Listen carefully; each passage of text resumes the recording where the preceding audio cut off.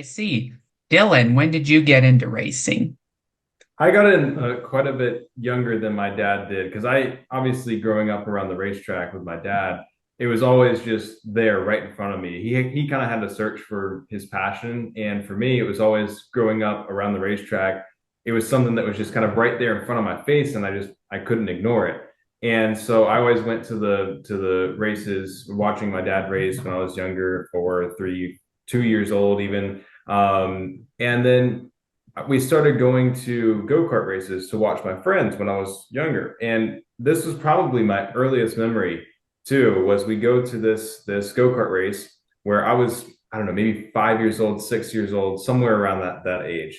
And my friend had a go-kart down in Barnesville, Georgia, and we go to watch them do a night race there one time. Just my parents and me, we go down watch them do a go-kart race, and it was night race.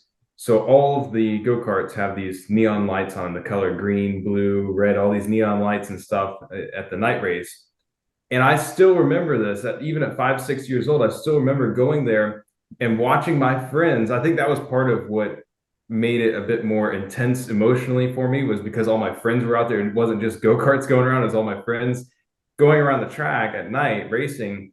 And I just wanted to be out there so bad because I thought it was the coolest thing. And I'd always gone to my dad's races and watched that, but it wasn't something of like my friend group is actually out there doing that too. So I was just watching. I just wanted to be out there so bad, and it was kind of like a instant switch of passion for me. And ever since that moment, it was just nonstop. Like I have to do racing. I say all the time when people ask me like, "Oh, racing must be really fun for you and all this stuff." It's like no, I mean it's not even in my blood. It's just it's engraved in my bones. I can't get rid of it no matter how hard I try. And it's something that since that moment on, it was like this is my world. This is my passion. This is my life, really. So after we leave that go-kart race, we go back home, and I'm just begging my dad for a go-kart. I don't know for how long was I doing that for? He I was asked me begging. that, and that, of course, on that note, right? Since he was born, even before that, my passion was always my son would go racing, and you want him to. And he drove go karts at the end of the day when everybody said, "Hey, does Dylan want to drive the car around a little bit?" So he did, but I never, ever, ever pushed it. Never said anything.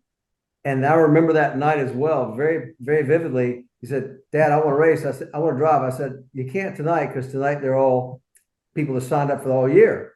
He said, "I want to sign up all year."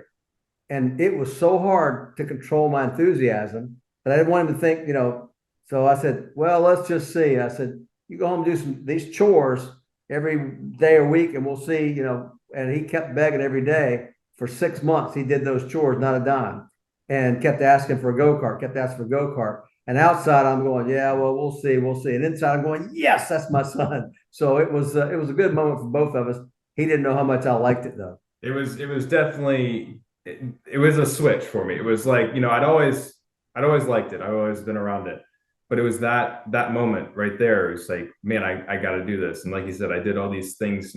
6 months of I won't say what I did, but it may or may not involve a foot massage or something. But it was 6 months of that, and I just nonstop. I mean, I just wanted to do it, and then ever since then, the passion just grows stronger and stronger. And I was very fortunate to have had a very quickly progressing career, going up through the ranks very quickly, and going from go-karts to legends cars to late models, NASCAR K&N, IMSA GT, and then prototypes, LMP2, LMP3.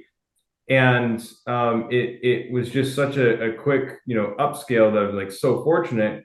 And then back in 2022, we had an incident with one of our sponsors, and it canceled the plans for 2023. And so it kind of put everything to an immediate and unexpected halt. And at that point, you're kind of like, okay, so I mean, what do you do with that, right? You were counting on that, and you just don't know what's going to happen for the next year. And that's where the your true passion starts to prevail itself. It starts to come out and see, because I'd always kind of had that fear of like, okay, if something doesn't work out, am I going to have that internal strength to keep pushing through? And that was kind of the clarity for me of, yes, I do, and I will go to all the races. And I did. Like last year, I went to every single IMSA race to go networking. And so that was kind of honestly of all the great things that have happened in my career, that was what happened at the end of 2022 was probably the most character defining moment for me of my whole career. And it was something that I didn't want to happen, but in a way I'm kind of glad it happened, because it let me reveal my true self and my true passion for the sport, of how much it really means to me and how much it really is in my life. It is my life, right? So so it's really cool to you know, have had such success, and looking forward to whatever the future brings, and just keep going at it for I don't know how many more years, but at least a couple decades. Hopefully at least a couple more decades. That'd be great. It'd be great if you were like AJ Foyt and raced until your 60s. Why just 60s? I mean, as Ricky Bobby says, you know, with advancements in technology, it might not be insane to think I live to be 250, maybe 300. So, you know, you can keep going until a couple more centuries, maybe.